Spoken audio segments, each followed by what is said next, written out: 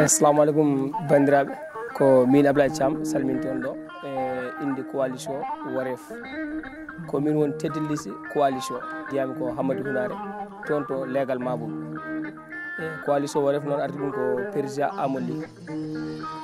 mi samini dendagal département fof coalition Waref sa firti ɗum e Pulaar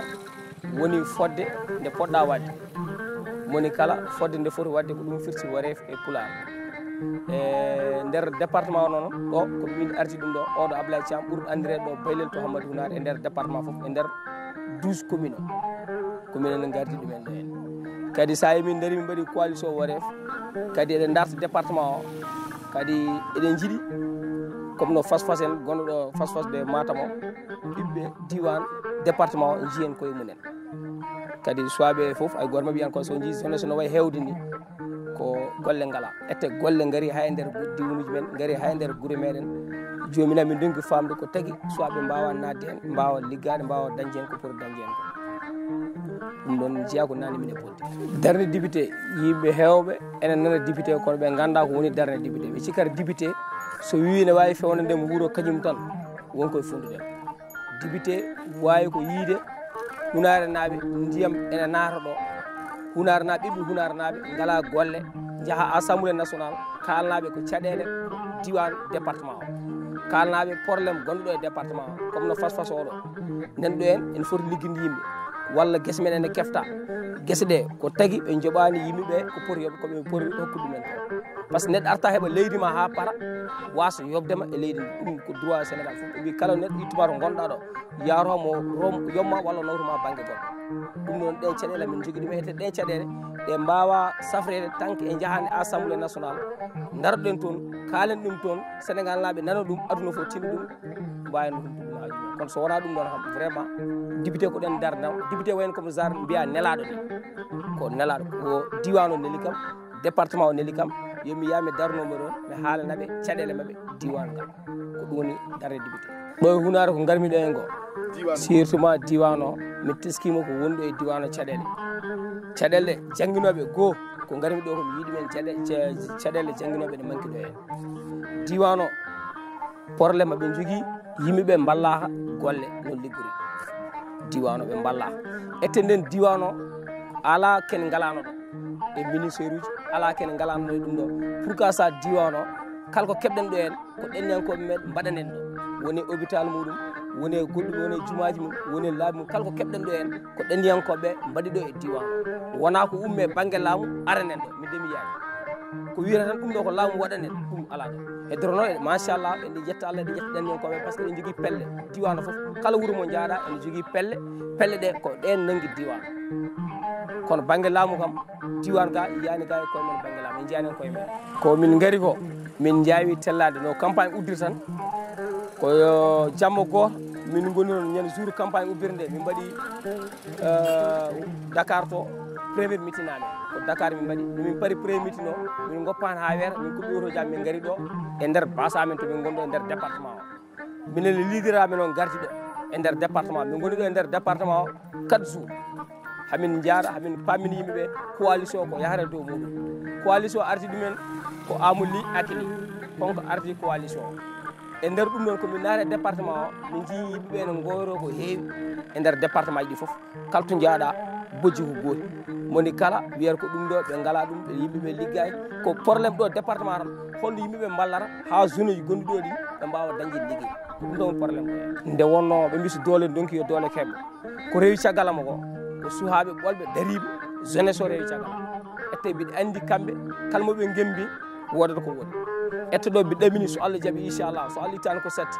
premiére ko min gagnata ɗo e nder département o inchallah rabbi parce que ça yi gele garmi do jeunesse so fof nen dari ene yaade yam parce que be gandi ko programme jogimi kadi ko kaldimi ko ene leeri nañ mi dig be jaadani kam be digabe be rokkabe kaas walla be wadna be ndani ko programme technique et tabe jaade programme habe gandi sumin kebi an horema majjani gardido coalition amuli akili yim fo en gandimo ummini mo ad itimo français o wadi démissionné o sénégal mo français wardo e sénégal ko pour yeddidi wallude esbu sénégal sénégal la fo en cedi dum do on no so darima wen yidi wallede ene naare coalition wareef min keba tiagal Allah min keba tiagal parce que minen ko jiddo avenir sénégal ko jiddo développement sénégal ko jiddo bamtare sénégal ko on tami mbawi yaadu yimbe be ko buri hewde nder diwan meden o kambe be ganda programme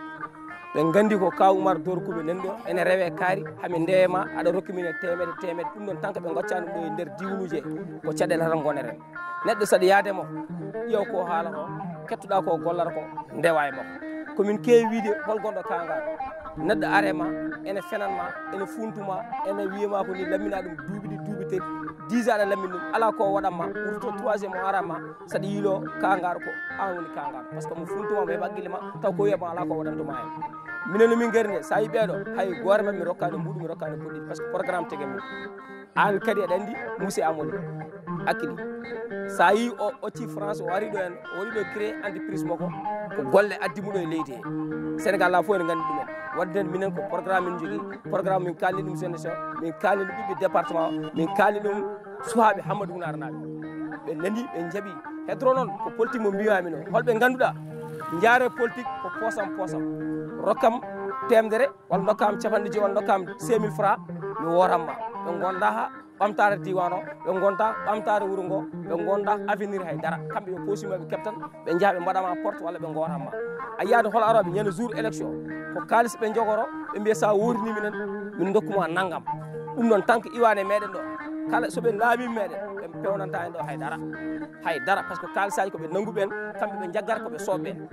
wadde neɗɗo noon a yaadade neɗɗo o e ndimagu jaada makko e programme makko jaada makko kettoɗa kadi ko haalata o taw ene waɗi ɓamtare e diwan o jaada makko sa yiyaden hoorema accu min ko ɗum pammi joni ko wona ɗum ko mi yiiɗa famnude ɓiɓɓe département o bulletin wareef o ko ñedde o waɗi e hakkude ko bulletin ɓaleejo o waɗa ñedde nde noon kalmo mbiɗa ñedde ene andi ñedde bulletin o saɗa woori aɗa naare cuurel aɗa wooriya ko 5 bulletin ƴettamo wareef o baɗɗo ñedde o an andi neyi keddiɗi mo mbawɗa itti foof jaaha e nder cuurel ngel cowa ɗumen bulletin ko togoso wonata oɗo hamen mowni cowa ɗumen 2 fois nanna ɗum e enveloppe noon a kolta watta hen tuttade sa nanni ɗumen ceeɓen enveloppe sa walama nattina ɗumen nder pour bulletin o wasa yaltude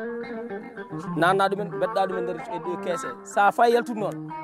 kayitaji keddiɗi ɗi oto yaltinina e kayit goto par ce que lawol jaɓani ɗum noon kayitaji ɗi acci ɗumen toon e nder kees gonɗo nder to mofta ɗumen toon beɗɗa ɗumen bulletin amen ko ni wayi wareef woni fodde pulago fof ene andi ko woni ñedde eyyi pulago fof ene andi ko woni ñedde ko kañum woni e bulletin ɓaleejo kala jiɗɗo pulago jiɗɗo développement département o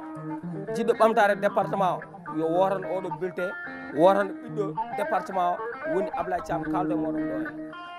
bulletin woni Allah jarama ɓiɓɓe département Allah jarama ɓiɓɓe région de Matam Allah jarama ɓiɓɓe Fuurankoɓe rendez-vous le 17 inchallah rabbi so Allah jaaɓi kawren hen midi walla 1 heure wareef daña victoire e nder département foof ok inchallah